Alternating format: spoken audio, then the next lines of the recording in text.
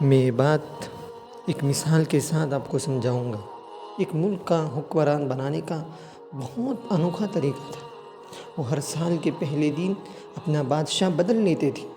سال کے آخری دن جو بھی سب سے پہلے ملک کی حدود میں داخل ہوتا تو اسے نیا بادشاہ منتخب کر لیتے تھے اور موجودہ بادشاہ کو علاقۂ غیر یعنی ایسی جگہ چھوڑ آتے جہاں صرف سانپ بچھو تھے اور کھانے پینے کے لیے کچھ بھی نہ تھا۔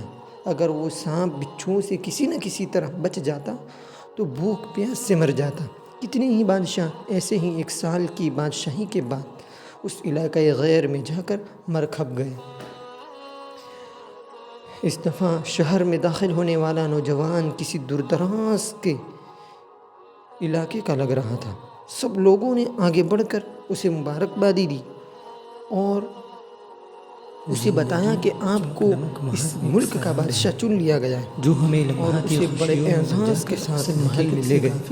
وہ حیران بھی ہوا اور خوش بھی۔ وہ موت ہے، ایک ایسی تخت پر سچائی بیٹھتے ہی جس سے اس فرار نے ممکن پوچھا نہیں کہ مجھ سے عقل پہلا مند بادشاہ وہی ہے کہاں جو گیا؟ فانی دنیا کے درباریوں نے نہیں پڑتا اس ملک کا قانون بتایا سفر کہ کی ہر تیاری بادشاہ کو کرتا ہوں سال جہاں بعد ہمیشہ جنگل میں چھوڑ دیا جاتا ہے اللہ ہمیں اور نیا بادشاہ چن اس لیا جاتا دنیا ہے۔ میں نیکی یہ کے سنتے ہی وہ ساتھ ایک جینے دفعہ اور تو آخرت کی پریشان ہوا، کامیابی کی لیکن دلیل پھر کی اس نے توفیق اپنی عطا عقل فرمائے کو استعمال اور ہمیں کرتے ہوئے قبر کہا و حشر کہ کے مجھے عذاب سے محفوظ رکھے۔ اس جگہ لے کر جاؤ جہاں تم بادشاہوں کو چھوڑ کر آتے ہو۔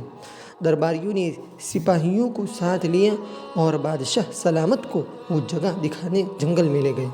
بادشاہ نے اچھی طرح اس جگہ کا جائزہ لیا اور واپس آ گیا۔ اگلے دن اس نے سب سے پہلا حکم دیا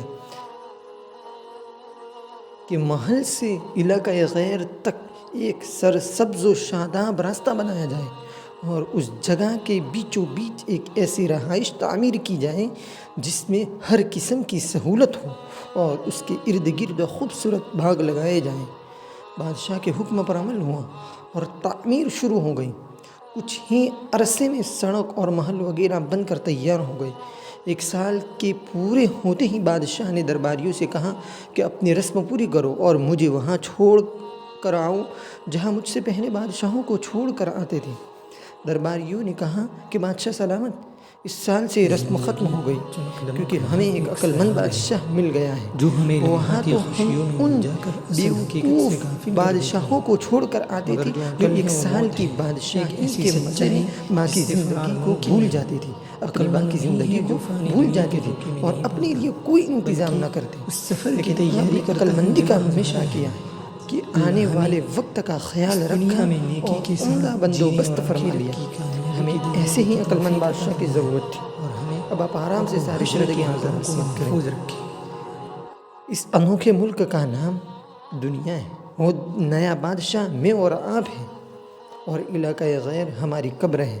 اب آپ خود فیصلہ کر لیجئے کہ کچھ دن بعد ہمیں بھی یہ دنیا والے ایک ایسی جگہ چھوڑ آئیں گے تو کیا ہم نے عقل مندی کا مظاہرہ کرتے ہوئے وہاں اپنا محل اور باغات تیار کر لیے ہیں، یا بیوقوف بن کر اسی چند روز زندگی کی مزوں میں لگے ہوئے ہیں اور دنیاوی زندگی کی ایک مخصوص مدت شاہی انداز سے گزار کر ضائع کر رہے ہیں؟